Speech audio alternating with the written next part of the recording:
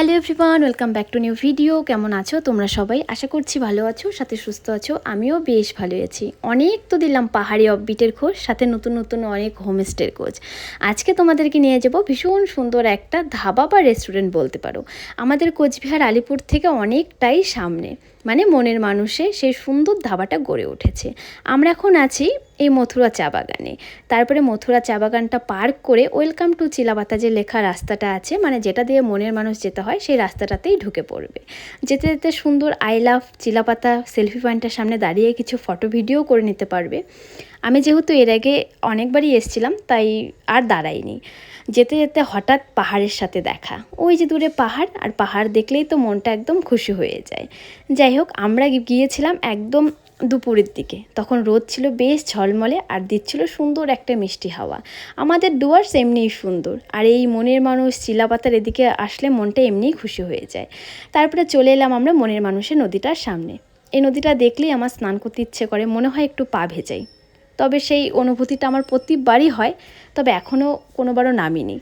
যাই হোক, নদীটা পার করেই হাতের ডান দিকে দেখবে একটা ঢালাইয়ের রাস্তা ঢুকে গেছে। সেই রাস্তা দিয়ে সোজা কিছুটা এগিয়ে দেখলেই লেজিস বড় করে লেখা আছে। তারপরে এখানে ঢুকে গেলে চারিপাশে দেখবে অনেক ছোট ছোট ফুল গাছ, সাথে অনেক সুন্দর সুন্দর গাছ রয়েছে। আর সাথে ছোট ছোট কিছু ঘর করা, বেশ সুন্দর সুন্দর কালার করা, অনেকটা ধাবা স্টাইলেই কিন্তু ঘরগুলো।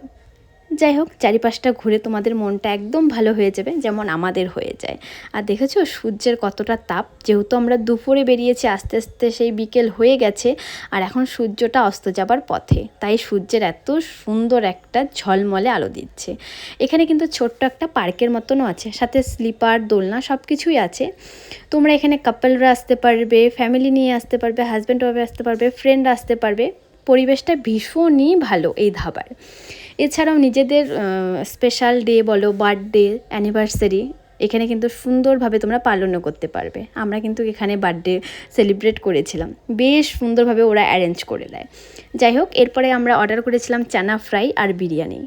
এখানের খাবার দাবার সত্যি কথা বলতে গেলে ভীষণ টেস্টি, ভীষণ ভালো, আর কোয়ান্টিটি অনেকটা, মানে দাম অনুযায়ী প্রচুর খাবার দাবার দিয়ে দেয়। আর এদের স্টাফদের ব্যবহারও ভীষণ ভালো। এর আগেও আমি একদিন গিয়েছিলাম, তো সেই দিন তো ভিডিওটা করিনি, তাই ভাবলাম যে এরপরে যেদিন যাব সেদিন ভিডিও করে তোমাদের সাথে শেয়ার করব। আমি জানি তোমরা অনেকেই গিয়েছো, তবে যারা যাওনি একবার ঘুরে এসো, বেশ ভালো লাগবে। খাওয়া দাওয়া শেষ, এবার আমরা বেরিয়ে যাচ্ছি। দেখতে দেখতে প্রায় সন্ধে হয়ে গেল। সন্ধে লাগার সাথে সাথে চারিপাশে অনেক কালারিং লাইটও জ্বলে উঠেছে। লাইট দেওয়ার পরে চারিপাশটা সৌন্দর্য আরও বেড়ে গেছে। আর দেখেছো আকাশটা একদম লাল হয়ে আছে, কারণ সূর্য অস্ত চলে গেছে, তাই আকাশের সুন্দর একটা কালারও হয়েছে। যাই হোক, আমরা এখন বেরিয়ে যাচ্ছি, অনেকটা রাত হয়ে গেছে।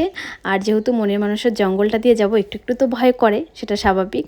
তো ভিডিওটা কেমন লাগলো অবশ্যই কমেন্ট বক্সে কমেন্ট করে জানিও। ভালো লাগলে লাইক কমেন্ট করতে একদম ভুলো না। সবাই ভালো থেকো, সুস্থ থেকো, সাবধান থেকো। দেখা হচ্ছে নেক্সট পাহাড়ের ভিডিওতে। বাই বাই সবাইকে।